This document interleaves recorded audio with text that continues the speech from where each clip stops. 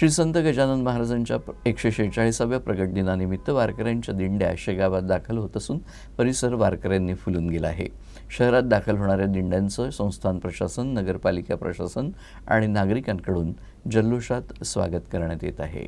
28 फेब्रुवारीपासून श्री संत गजानन महाराजांच्या 146व्या प्रकट दिन उत्सवाला सुरुवात झाली आहे। या प्रकट दिनानिमित्तानं संतनगरी शेगावात राज्याच्या कानाकोपऱ्यातून दिंड्या दाखल होत आहेत।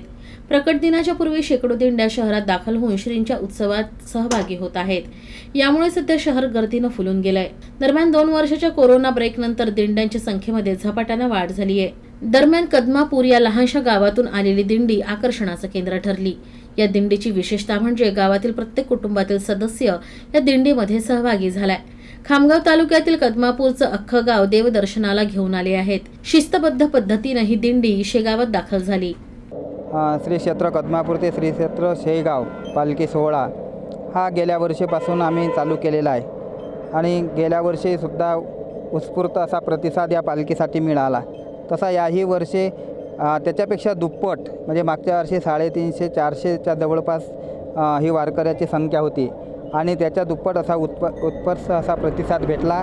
गजानन महाराजांचा आशीर्वाद गावकऱ्यांना मिळावा यासाठी हा उपक्रम गेल्या वर्षीपासून राबवला जातोय।